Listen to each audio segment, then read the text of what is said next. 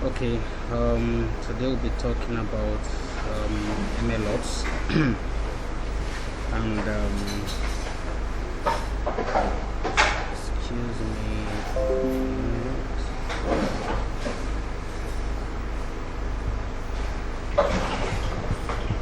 Yeah, so today we'll be talking about MLOps, and by name Joseph Ikopa, machine learning engineer and also AI product manager. First, we want to know what will we cover. It will involve what is MLOps, the need for MLOps and tools that are involved, and of course we have to understand the pipelines, possible pipelines in MLOps. So we're not going to go into the technical part of this, like implementation. We're only going to have an overview. It's an introductory session.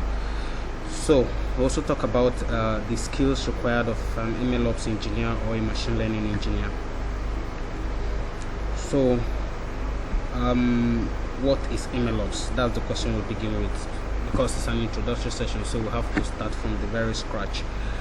In this case, by definition, MLOps is focused on operationalization of ML models, and what this basically means is deployment and continuous maintenance of machine learning models.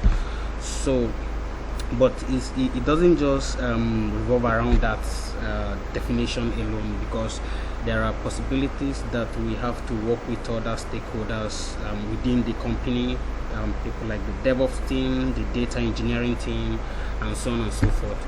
So MLOps kind of incorporates all of that together, bring the data engineering, bring the machine learning engineer and the DevOps team together. Though in some startups, you most likely be the machine learning engineer and then be doing the data engineering and MLOps. So you most likely be handling everything all by yourself. And you may say, is that not too big? Yeah, it's too big, but if a company is just diving into machine learning, it is not going to be that of a big issue.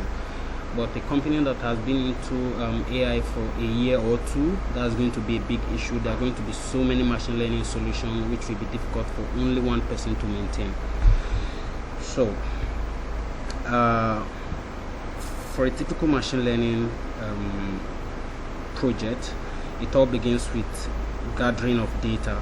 So after a use case has been defined, like this is the problem we want to solve, the next thing that comes up is, how do we get the data that supports this particular task? Is it in-house or external? What are the features we are looking at? So after that, then we continue with data preparation, cleaning of the data, and then setting the data in the right place. Then if we have data from multiple sources, then we'll now start thinking of, okay, after cleaning those data, we need to wrangle them, we need to find a way to bring them together. And then once we now have, once we've cleaned them and bring those data together, we move into the data analysis phase, because now we have a particular data warehouse that contains the ground truth data. In this case, we are saying we have a unified clean data on a particular data warehouse. So we need to explore, we need to understand the data we have, we need to know how the columns or the features relate with each other. Then from that we move to model training.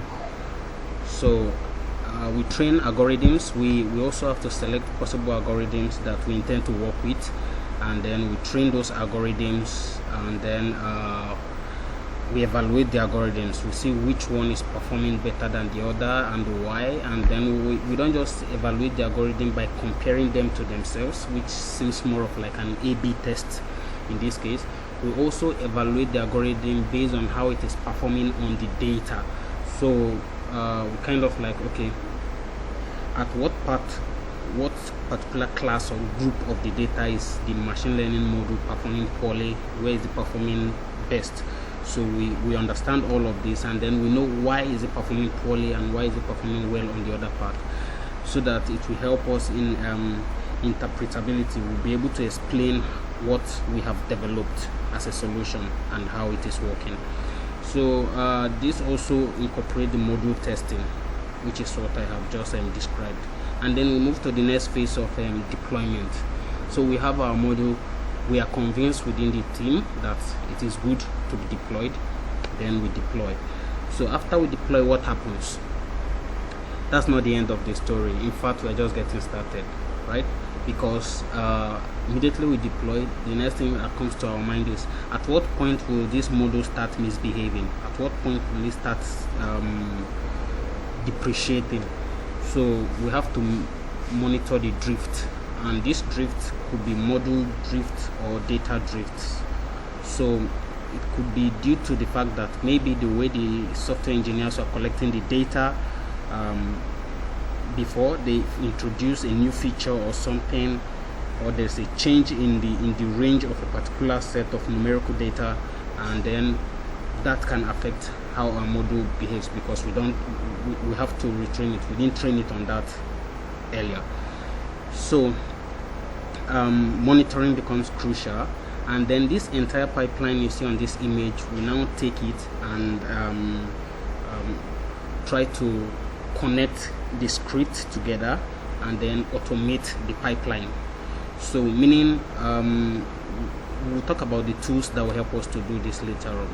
So the essence is that you can just at the click of a button or two, or you can fix it at a certain duration, maybe once every month or twice every month, that this entire pipeline should be automatically run, because we have a new group of data in our database, in our data warehouse. So we just pull them out, we train the module, deploy automatically all through.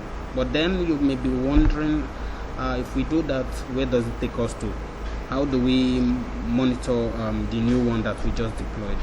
Yes, all this will have to extract the metrics and the necessary details, extract them on every iteration of this particular pipeline here. We extract those information and store somewhere else that we analyze immediately after the process completes running. So the next one is still part of the MLOps. Let's say we are in a big organization where we have the data engineer, we have the data scientist, we have the machine learning engineer. How do we go from here? So it all begins with the data engineer, who is close to the data source, who helps us to extract the data, prepare them, and put them in the data repository or the data warehouse. Once the data engineer does that, the data scientists kind of pick this data and then train the model. So the data scientist does his exploratory data analysis and then deploy the machine learning model that have been trained on the data, and then keep the model in the model registry. The thing here is that data scientist and machine learning engineer can be the same in some cases. One person can play both roles. In other cases, data scientist is quite different from machine learning engineer. So once the data scientist is true, according to this image you see here, once the data scientist is true, the machine learning engineer picks the entire procedure and then package them and release it as a pipeline. So the entire process that the data scientist went through, he shared his scripts and everything, or his notebooks, all of that, share it with the machine learning engineer. The machine learning engineer link everything together and then put it on a pipeline for production, so that it can be automated automatically, while the data scientist goes back and continue to do his or her research on how the model could be improved for future use. So for a typical machine learning operation, it all revolves around three things, which is design, model development, and operations. The design involves the requirement gathering. We have to bring in all the engineering tools, and data that we need. Everything has to be defined, and then we define a use case, a business use case, or define as many business use cases, or whatever use cases, we define them as many as possible, then rank them in order of priority and pick the one with the highest priority. Then we now do data availability check. The essence of this is, do we actually have the data we intend to use for this use case that have been defined? We still have to check. Then after that, we enter into the module development, which in most cases, as a machine learning engineer, you need to know how to create an ETL pipeline, which is extract, transform, then you load. You should be able to automatically extract the data from the data warehouse, transform it, and then load it into a new warehouse or wherever you intend to use it. So, and we do the ML module engineering. In this case, we are talking about training the algorithms that have been selected, and then we do testing and validation, because whatever you're putting out as a model, you have to be certain to some extent, because you cannot be 100% certain, to some extent, that it is good enough to be used, and you have to explain. But then this varies. It varies because those in clinical domain, the attention you give to them is different from those in maybe power domain, that is electrical power domain. Why? Because clinical domain is highly sensitive to humans, so you don't want to make wrong predictions, you don't want to give them wrong model that will cause harm, so you have to be very careful. So in this case, when you are doing validation for that for clinical domain, is quite different from other domains, or in business, or any other domain. Is quite different. The validation for clinical domain needs to be very high. You have to be very certain of what you are giving out. In fact, you have to release and then receive a document of approval from the government that this you are releasing is worth it. Though I'm not sure if that has been if such policy is established in Nigeria already, but that is the case. So we'll talk about model deployment, and immediately after deployment, we take the entire code, put them together, and then create a CI/CD pipeline. In this case, continuous integration, continuous delivery. So meaning we are going to automatically retrain our algorithms and release the module such that it is automatically deployed. So we now move into monitoring and triggering. We have to monitor the performance of the model. We have to know at what point is it doing well and at what point is it doing bad. What are the causes? So we have to constantly monitor the performance of the model. Meaning, in this case, every new features, every new data point that is fed into the model will be stored, and then the prediction that the model gives will also be stored on the same, let's say, the same rows in the particular database. So, having talked about this, we basically have an idea of what MLOps is all about. But the next thing is, why do we need MLOps? So, to answer this question, here is some charts you need to take a look at. The first reason being that 87% of data science projects never make it into production, and then you ask why. That is really a big issue, but to some extent it is also a good thing. It's a good thing, and you said, why is it a good thing? Because the how many percent left? I think that should be 13%. Yeah, the 13% that made it into production, how did they make it into production? What made them to make it into production? So we have to also observe the 13% that made it into production. So, and also 32% of machine learning model need months to get of machine learning project need months to get models into production. And you'll be asking, why does it take so long? Because this is an AI project, you can never be too certain. It revolves around experimentation. There's so much that could hold it back. At one point we want to release it, then the next point we say no, it cannot be possible because we just see something that is very essential to the project. So what do? We go back again, and then we reiterate. We go back from the very beginning, and then we go through the entire process again, trying to understand the possible ways we can improve the performance.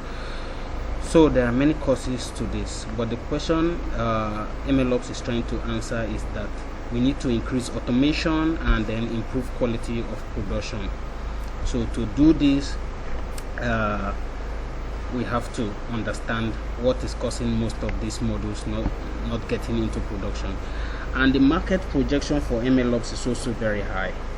So as of 2019, it is set at 23.2 billion US dollars, and then 2025 it is expected to reach 126, which doesn't stop there, because at 2027 it's expected to reach 117 billion dollars. That's a slight drop, but I mean the market for MLOps is already there. So those are the points that requires the need for MLOps. We have the market there. Most of the models are not making it into production, and those that made it into production take a lot of time. So the tools for MLOps, in this case, there's no way you talk about MLOps that you will not talk about the implementation. Even though we know it revolves around collaboration, it's more of people coming together to make this visible, which is a concept that we still do not have in our mind of recent, because we still believe that, okay, when we just say AI is a magic, so you just press the magic button and boom, it happens. But no, that's not how it is. It revolves around lots of collaboration, and this collaboration is built upon listening ears. It's not I am right or you are always right. It's are we right about the problem we're about to solve, or are we wrong about it? We have to discuss and listen to each other effectively, because if we don't do that, irrespective of the tools we use, there's high chances we may end up failing. The tool will do the work, but the tool will not help you make the decisions that humans are supposed to make. So we have Kubeflow, we have MLflow, Algorithmia, PatchDam, and this is just few. We also have Neptune, and we also have DVC, DAGSHub. All these are tools that we can use for machine learning operations, because we need to be able to track the experiment. Every time we train algorithms, we need to be able to store the training results, and then we need to be able to keep track of its performance. All the artifacts needs to be stored for every iteration we run. So, and then we also talk about deployment. When we are deploying, of course, we have Docker, we have Kubeflow, and all this is just to aid deployment. So we have many tools involved in this. So, and you may be wondering, which tools should I learn? Which one should I focus on? You don't need to learn all of them, but we'll talk about that shortly. So a brief look at MLOps pipeline. It all begins with this, in these 3 steps. We want to be able to have continuous training, continuous delivery, and then we can conclude that we have an ML solution. So we want to be able to automatically train and then automatically deliver the model, and then we have a solution. This is what we are trying to do. This is the fundamental of MLOps. But then when you go a little bit deeper, you start seeing that it is a little bit more complicated, not really that much complicated, but here what we are now talking about is that it involves this is for a typical, excuse me please, let me see, can I, yeah, I have to accept.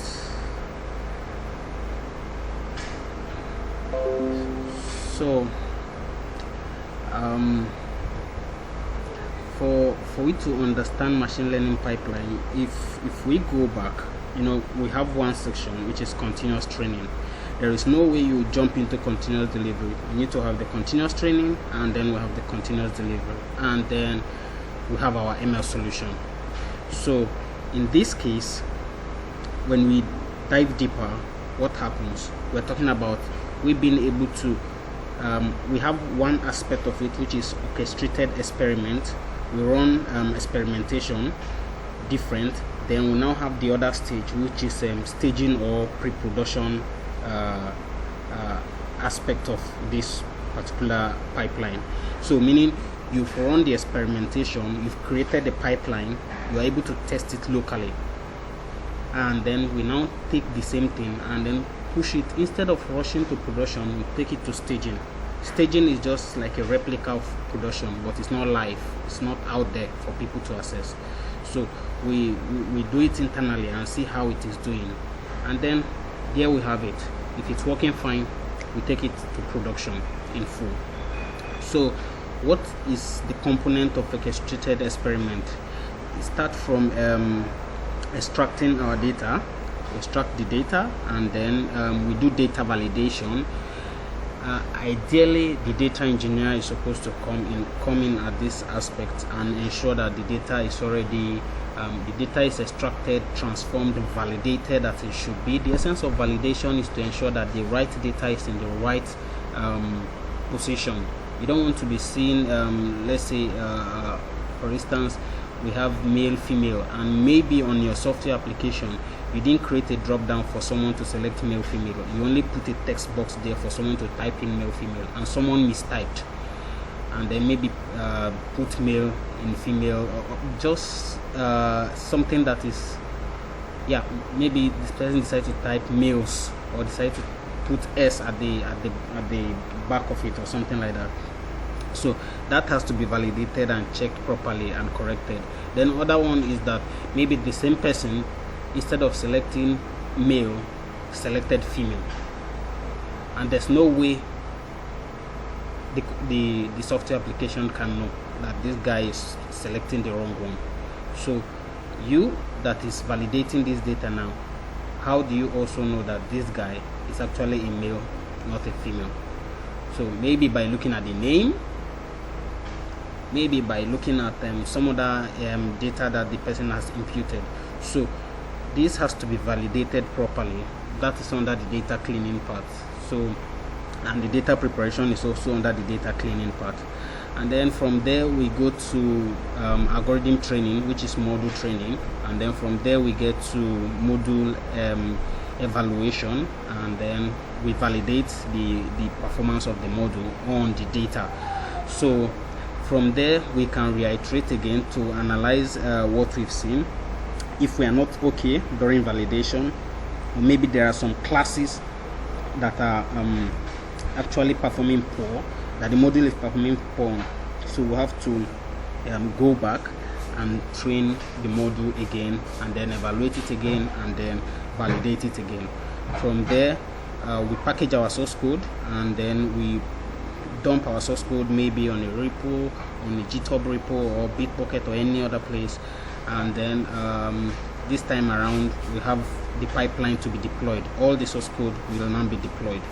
So when we deploy the source code, automatically every time we run it, let's say we are using tool like maybe Airflow, anytime we run the code, the source code automatically pulls data from the data warehouse, retrains the algorithm, package the algorithm as Pico file, dump it in some other repository or registry, and then from there it's automatically connected to our application for our application to access it via an API.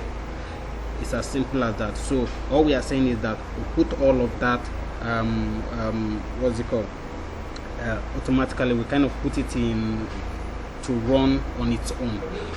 So the only thing we now do is that, are we going to be running frequently? Is it based on time, or is it based on the number of data we have accumulated? So, or are we running real-time or batch processing? In this case, that is batch training or real-time training.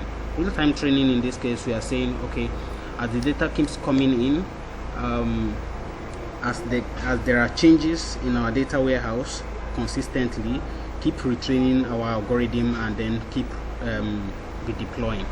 And then we are now saying batch. Okay, this time around we are saying on a weekly basis or on a monthly basis, be retraining our algorithm and then redeploying. So tools like Airflow can really help us on the long run, because anytime we've set it to do this, we can also set it that it emails us a copy of the results. So our code can generate results, and then it will be emailed to us immediately after the deployment is done.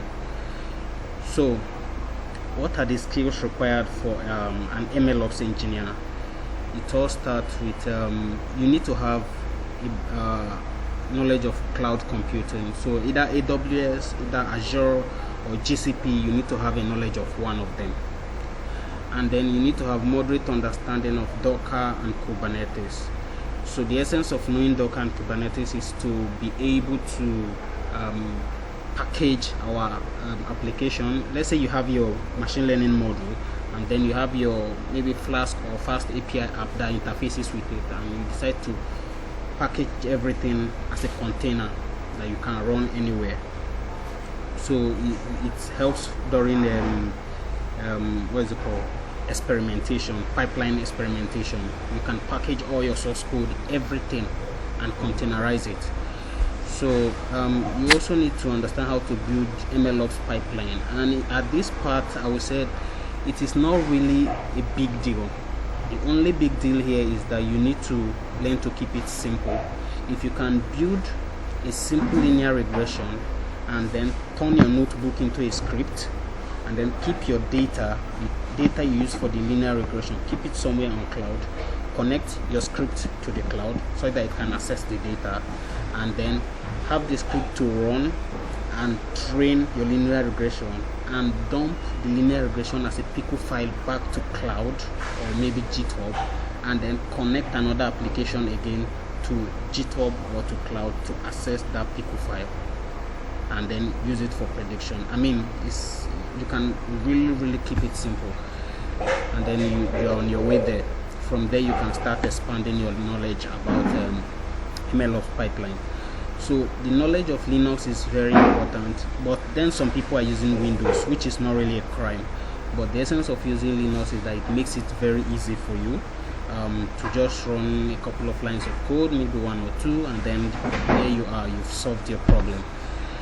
So, and it's also good for you to know some frameworks such as Keras, PyTorch, TensorFlow. They are very essential in this case. And why do you need them? Yeah, in a case where you are now dealing with images or deep learning for natural language processing or anything, you'll be needing this framework. So you should know at least one of them. You mustn't know everything. See that you're interested in Keras, you're interested in PyTorch, you just pick one and then you know it. So thank you very much for listening. I do appreciate your effort in joining this call. Please, if you have any question, feel free to go ahead.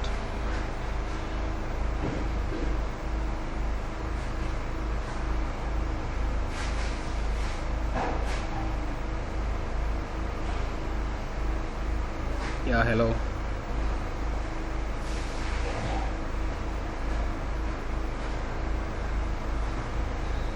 Okay, we assume that we do not have any question, that it is quite clear. So, but in case you still have question, feel free to ask via Slack. We will answer you, and of course you can connect with me on LinkedIn using the same name as Joseph Topa Abubakar, and then you can connect with me on LinkedIn to answer your question.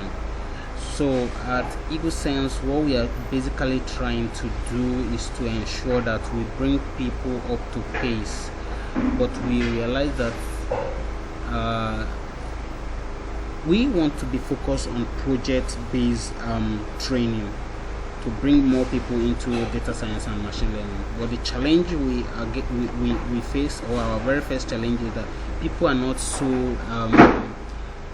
exposed to some technologies, tools, terms for them to be able to effectively transition as a machine learning engineer using project-based approach.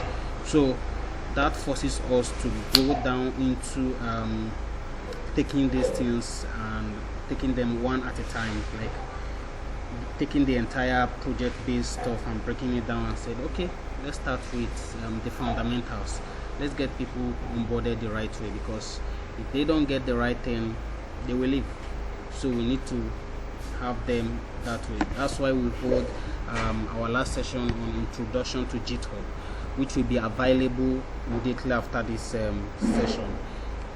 Once we are going to make available the recording to this session, and then to that introduction to GitHub, so that with this informations, if we are able to gather enough resources, then from there we can now say, okay, we are going back to our project-based approach, where you have hands-on learning. But then if you don't have enough knowledge, we can now refer you back to some of these videos we've created before. All this, we are not asking you to pay anything. We are only saying we want to help you transition into tech the right way. So thank you everyone.